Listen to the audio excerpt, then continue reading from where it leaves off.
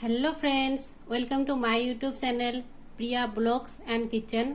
आज मैं जिका आलू दी माछर जोल बनाम। तो मैं जिका और आलू तो काटी धुई लैसो। जिका और आलू तो मैं एनेकुवा साइजर करी काटी धुई लैसो। आपनालोके निजर पसंद अनुसरी जिका तो और आलू तो काटी लब पारे। एटा पियाज काटी लैसो और জ্বালা केइटामान काटी लैसो। माछखिनि भालके धुई निमख हालधि सानी लैसो। एतिया मैं माछखिनि भाजी करिम। केराहीটো गरम होइसे, एतिया मैं केराहीत तेल দি लम।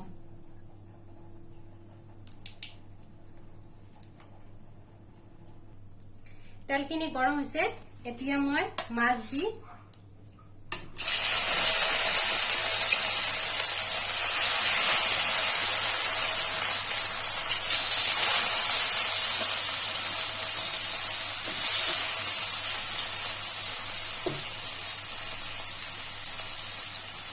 लो फ्लेमत भाजी लम।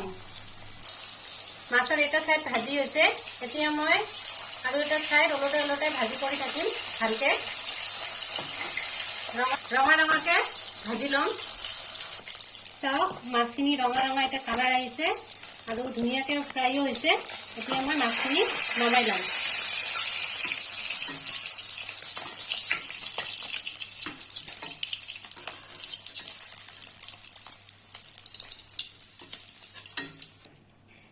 एतिया मैं आलूखिनि अलपमान निमख और हालधि দি भाजी लम।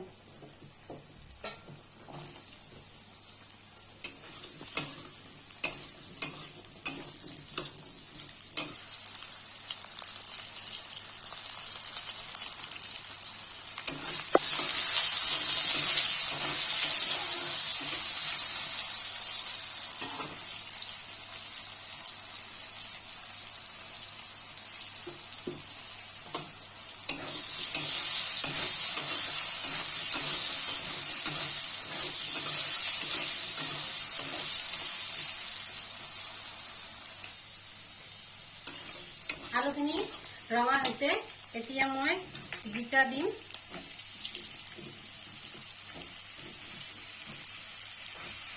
জিকাখিনি মই আলুৰ লগত একেলগে ফ্ৰাই কৰি লম।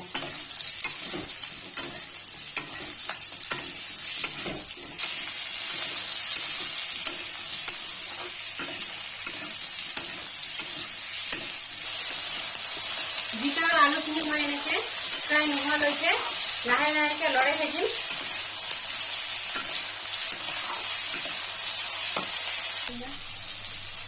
আমাৰ জিকা আৰু আলুখিনি ধুনীয়াকে ফ্ৰাই হৈ গৈছে।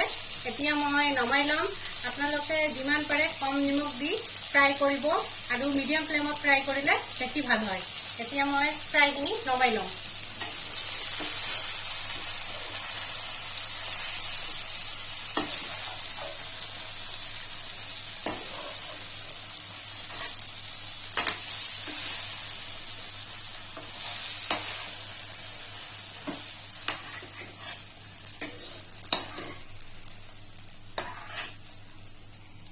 এতিয়া মই ফোৰণ দিম।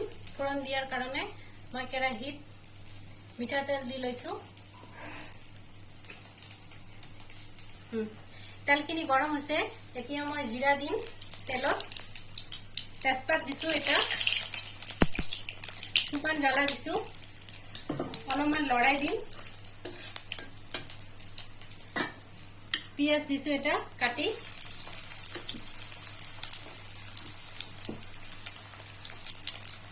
আৰু কেঁচা জ্বালা কেইটা দিছো, দি অলপমান লৰাই দিম। পিঁয়াজখিনি ৰঙা ৰঙাকে ভাজি লম।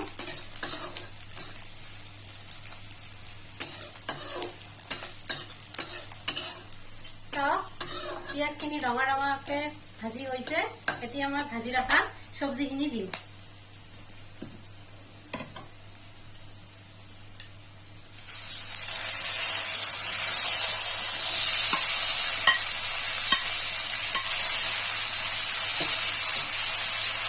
চব্জিখিনি মই পিঁয়াজৰ লগত ভালকে ভাজি লম।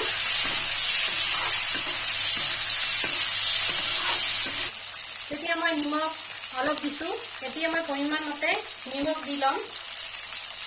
আপোনালোকৰ পৰিমাণ মতে নিমখটো দিব। তাৰপিছত মই হালধি গুড়ি দিম পৰিমাণ মতে আৰু জিৰা গুড়ি দিম।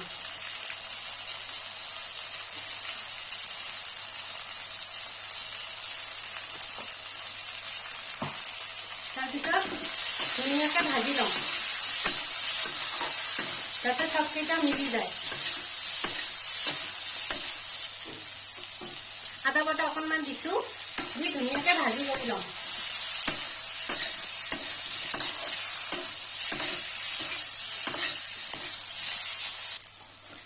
চব্জিখিনি মিডিয়াম ফ্লেমত ধুনীয়াকৈ ফ্ৰাই কৰি থাকিব। চাব ইয়াৰ পৰা ধুনীয়া এটা ফ্লেভাৰ আহিব। মছলাখিনি চব্জিৰ লগত ধুনীয়াকৈ ফ্ৰাই হৈ গৈছে। এতিয়া মই ইয়াত পানী দিম। মই ইয়াত গৰম পানী এড কৰিছোঁ। আপোনালোকে বিচাৰিলে ঠাণ্ডা পানীও দিব পাৰে, কিন্তু গৰম পানী দিলে টেষ্ট হয় আৰু ই সোনকালে হৈ যায়।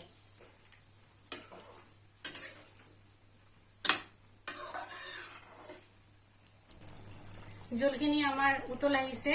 এতিয়া ভাজি ৰখা মাছখিনি দিম।